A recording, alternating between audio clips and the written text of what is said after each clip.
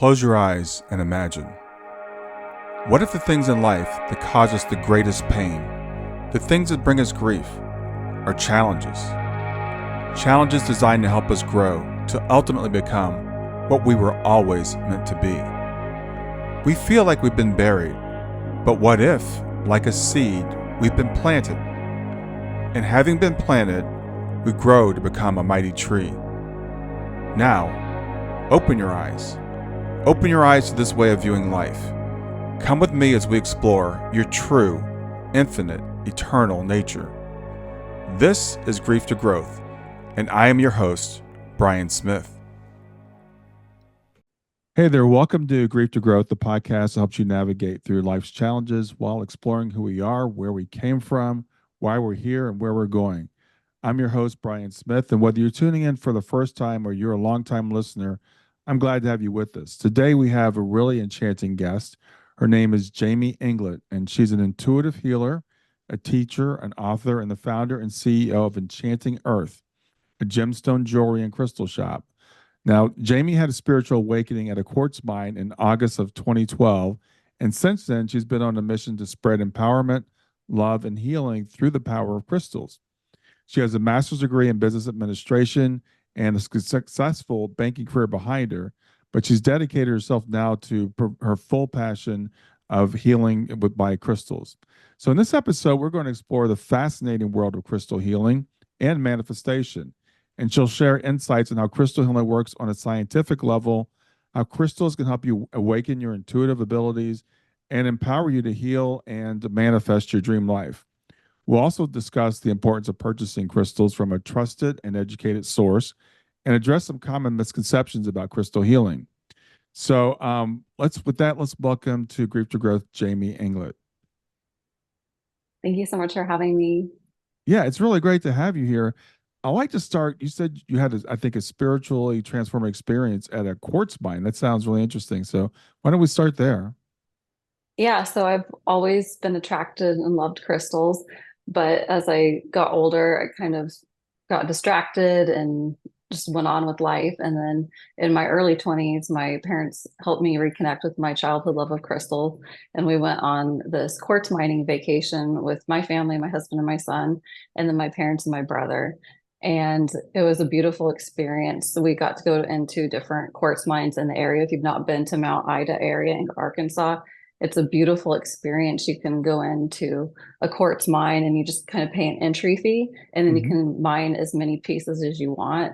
And it's just such a fun experience to go in there. And when I walked in, everything was like glistening, and it really just started activating things within me. And I didn't really understand what was going on, but I was so drawn to it. And it was just the most transformative experience of my life. And it really kind of like changed the trajectory for me. Yeah. So you said you had a love for crystals even when you were a child, though. Yeah, I got my first gemstone set from my grandparents. They would go on different trips around the country and come back with like a rose quartz from South Dakota or some like gold. And it was just really cool Yeah. experience. I always liked to play. We had a creek in my backyard when I was growing up, and there were all kinds of like fossils I could go back there and find. So it was always something that I really was drawn to. Yeah. Well, for a lot of us, I mean, we look at crystals and they look pretty, but there's Yeah. something beyond that. So tell us scientifically how crystals, how do they work? How do they help? Yeah, so crystals have a perfect and repeating atomic structure that gives them a very steady vibration known as the dominant oscillatory rate. So when we're working with crystals, they are able to set an intention. We're able to set an intention with them, and they're able to retain that intention with their structure. Quartz is used in watches and different electronics for programming, for timekeeping. So when we work with them by wearing them or putting them in our pocket, we're able to tap into their energy and use them for healing and manifestation, growth, and positive energy. Yeah, well, I think we've all heard of quartz watches. I think most of us don't really know what that means, but as I understand it, quartz resonates at a certain vibration, and by counting the number of cycles, we can keep time with it. I think it's pretty close to the way it works. Yeah. So crystals, we can use, as you're saying, we can set an intention and the crystal can pick up on that? Yeah, and it kind of sends it out. So when I'm working with crystals, I'm very intentional about like the sourcing process, cleansing them to make sure that they don't have any remnants of other energy on them. So it's really important when you're working with crystals to make sure that they're from a good source and that they're cleansed and they're ready to use. Okay. And what are some sources of crystals? What would be a good source and what's a not so good source? Yeah, just I always kind of recommend shopping with like a smaller business. Um, most smaller businesses are really like invested into their pieces rather than like a large retailer that they're not necessarily going to know where it came from or how it was sourced. Like Mm-hmm. if everybody was compensated fairly, if they're working in proper conditions, all of those things. Like there's a lot that goes into it. And like when you walk into a store and you see something that's like mislabeled or that's like not in fact what it says it is, those are kind of like a red flag as a consumer. So it just kind of what I've noticed is smaller businesses have a better handle on sourcing better and they're more invested in the pieces that they're offering. Mm-hmm. So when I walk into crystal shops, to me, it's almost like when I look at like vitamins. There's all these different ones, Yeah. right? So there's, and so how do I know which crystal is right for me? I feel like we're kind of like drawn to the ones that we need. And sometimes it can be overwhelming when there's a lot of options. You're like, oh my gosh, there's so many. I always kind of go with like the first one, but you can use different methods. Like you can use like a pendulum or you can just go by color because each color has a different meaning. So, like if Mm-hmm. you're wanting to attract more love in your life, you would pick a pink or a green crystal. And if you're wanting to feel more safe and grounded, you would go with like a red, brown, or black crystal. And those are more of like grounding, safety, security for the root chakra. So those are a few different ways you can pick which way, or you can just work with them because they're pretty. Yeah. It any reason is great. Yeah, well, I know because like I said, you walk into the shops and you've got the little card there that says, okay, this Yeah. is amethyst and this is good for this and this is good for, and they all sound good, right? We want all these things. Yeah. So it's okay just to go by color or by intuition. Yeah, for sure. Or if amethyst is great for protection, intuition, that's a great option to go with. And so how do we? So I go to a shop and I get a crystal, and so then what do I do with it? Yeah, so well, when you get it home, I always like want to cleanse the crystal first, and you can put it out for just a few minutes in the sunlight or moonlight, or just even like water will work for most of them. Some of them will disintegrate in water, so water is like not typically my go-to, but the easiest method if you bring a crystal into your home and you want to cleanse it, you can use sound, like you can use like a sound bowl if you have one, or you can even just close your eyes and visualize when you open them a white bubble of light surrounding the stone Mm-hmm. and then it will be cleansed. So it doesn't have to be complicated or hard. It can be really easy. And then once you've done that, then you just need to know what intention you have for that piece. So if it's like a rose quartz and I want to attract more love, I would just sit with the crystal for a few minutes and think about what I'm wanting to do with this piece. I want to attract love. I want to send love out to the world and promote peace. Mm-hmm. I would just reflect on that for a few minutes and then it's good to go. Okay. And then do I set it in my environment? Is it something that I do like every day that or how do I actually interact with it like an ongoing basis? Yeah, so it's nice to keep it in your energy field. So, like on your body or close by you. If Mm-hmm. you want to put it on your desk, that's great too. You don't have to do the cleansing and intention setting process every time you're working with the crystal. Mm-hmm. Um, you might want to cleanse it if, someone comes into your space and they're having a bad day and they're just kind of going off. You want to do a cleansing afterwards because it'll kind of soak up that energy. So, that's something I do recommend, but Okay. you don't have to like reset an intention every single day for it to manifest your intention. Okay. And so that's a crystal if I'm just buying a piece of crystal. But what about crystal jewelry? How would I use that? Yeah, so I would work with it the same way when you bring it in, you're going to cleanse it and you're going to set the intention with it.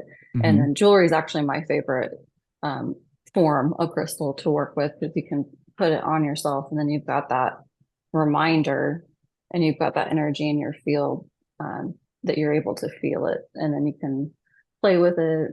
You can look at it, and it will inspire you. Hmm. And it's a beautiful way to work with crystals.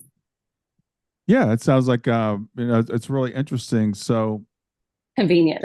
yeah, are there crystals? I mean, I know they're formed in the earth and stuff, but it sounds like they have almost like a living type of thing, or they can understand our intentions and they can reflect it back to us. Any ideas on how that works? Yeah, I feel like over time, since they do hold energy, they've Hmm. picked up on all these vibrations and things going on through the earth. So, some things are good and some things are not good, but they hold something for us to learn from. And I think they're here to uplift us and help us heal and spread love and peace throughout the earth. They're just kind of, I feel like they're medicine from Mother Earth, if you will. Yeah, well, yeah, there is. I think there is a lot of medicine in Mother Earth. It's not that you bring that up, and we know that there's plant medicine, and it sounds like, from what I'm hearing, these crystals are kind of here also that we can use in that sense. So, what are as you as people interact with you and you've been talking to people about crystals, what are some of the misconceptions that you hear about crystals? Yeah, sometimes stores will give out like a certificate of authenticity, and if it's not from like a regulatory agency, the GIA is actually the best kind of like gemstone certificate you can get, but it's not like, I wouldn't say worthwhile, but it's not necessary if you're just buying like a tumble or like a regular bracelet. You don't need the certificate. So it can kind of be a little bit of misconception for Hmm. people to think that it's not real if I don't get that certificate. It's not really necessary. I would only sell authentic pieces. There's just not, there's costs that go into doing the certificate side, Hmm. and it's just not, the price point is definitely going to add to that. And then just if a crystal seller doesn't know where a crystal comes from, that's going to be like a red flag, um, to not know the country of origin. And Okay. Yeah. yeah, So when people, if I mean, I know there are crystal shops, and I guess, and I haven't been in many, so please forgive my ignorance. But am I looking for a jewelry shop, or am I looking for a crystal shop, or how do I go about finding a place to purchase crystal jewelry or crystals? yeah, you can probably like search online and see what is close to you. I think a lot of crystal shops are going to have jewelry, so it just kind of depends on whether you would prefer to have jewelry or if you'd rather have a tangible crystal.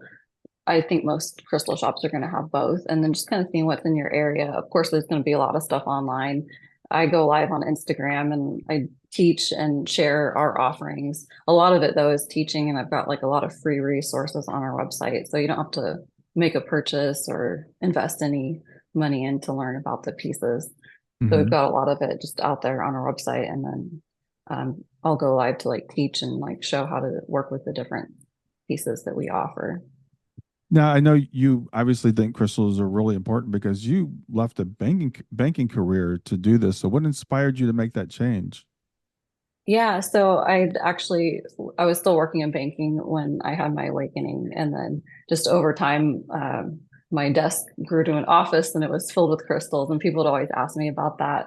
But we actually went to a gem show in 2019. And then a few weeks later, I got my first piece of moldavite, and it was another spiritual awakening, and it really set me on a different path. I'd been kind of like manifesting a change. Like I wanted to have a job where I could work from home and still take care of my family the same way. And I didn't plan on leaving banking, but it just kind of organically shifted. And then one day my husband's like, you should really start sharing your crystals online. And I was like, really? I never done social media or anything like that.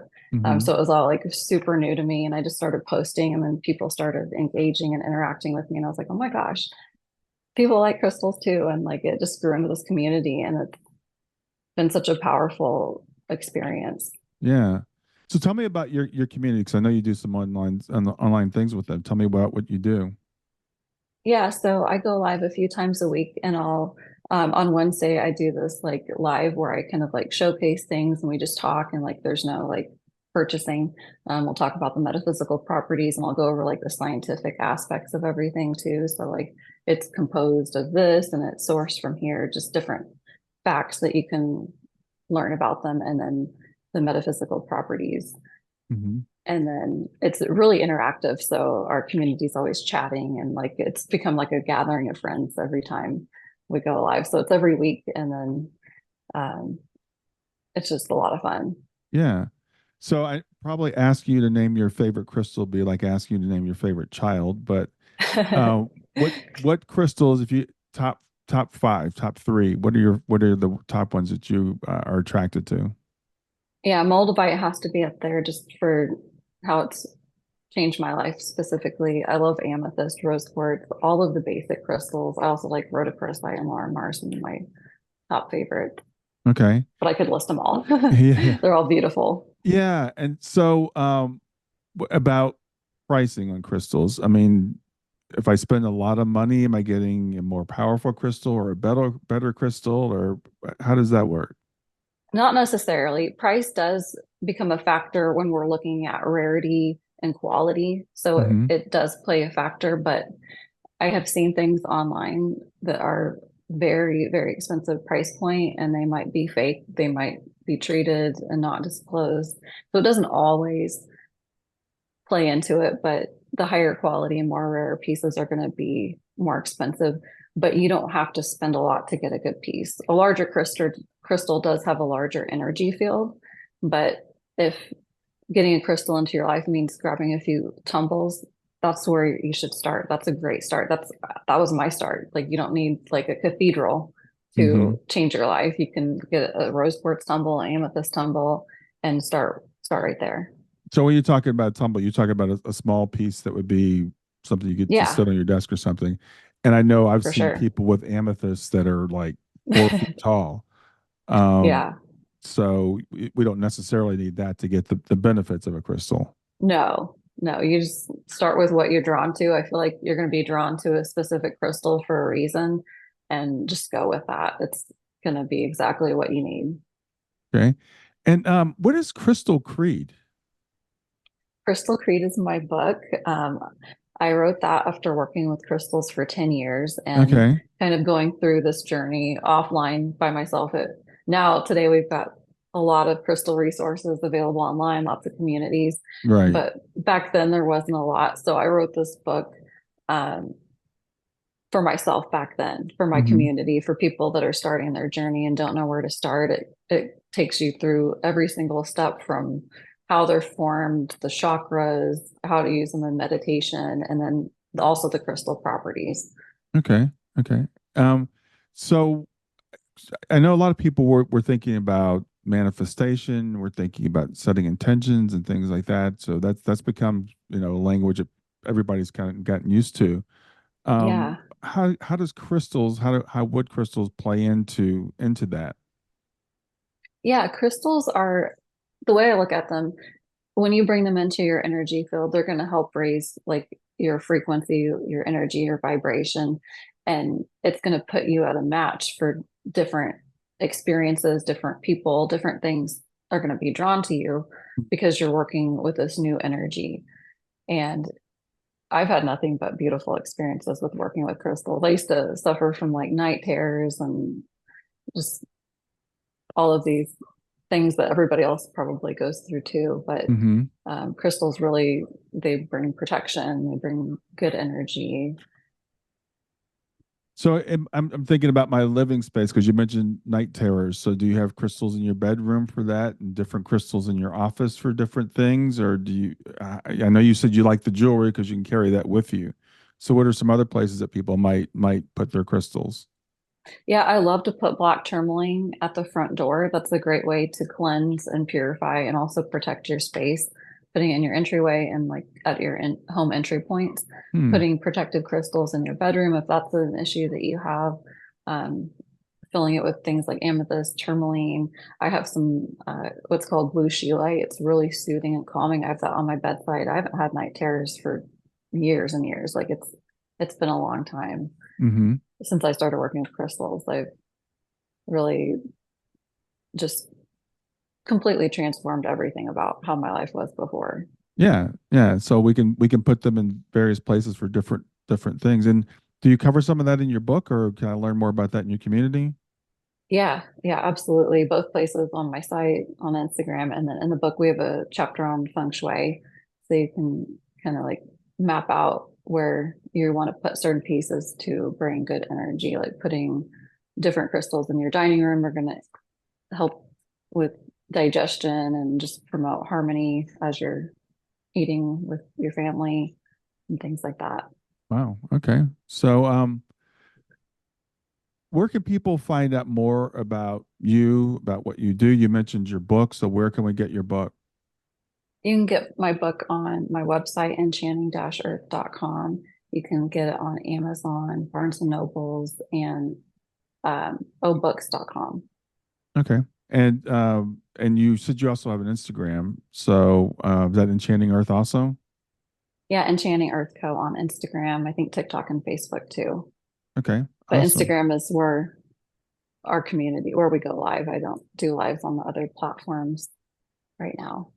Okay. Awesome. Is there anything that I should have asked you about crystals or about how to use them or anything that you'd like to share with the audience? I don't believe there's a right or wrong way to work with crystals. So if you're feeling drawn to a certain crystal for a certain reason, or you want to work with it in a certain way, and maybe that's not the way that I've said on my book or on my website, or you ask me a question and it doesn't like resonate, just go with what feels right for you. It should be fun and enjoyable experience, and they're truly magic in your life. So Yeah, that's just follow your intuition. yeah. Well, it's funny. It's really interesting we're saying that because I've been working on following my intuition more, and I've been advising my clients to follow it. So I think a lot of times we're like, okay, what's the right, like I was saying to you earlier, what's the right thing for me? And when I get it, how do I work with it? And we want to, I guess maybe over intellectualize it. So maybe For we should sure. just trust ourselves a little bit more and see which ones we're attracted to. Yeah, even if it's just because it looks cool, go with it. But I think they all look cool. Yeah. They're all unique and beautiful. Yeah. Well, Jamie, thanks for doing this today. It's really good to meet you and understand more about the crystal world and how we can integrate them into our lives. So, I would say to anybody listening, if you have any questions, make sure you follow Jamie on Instagram and get the book and check out the website. Yeah, thank you so much for having me today. All right, thanks for being here. Have a great day. You too. Thank you.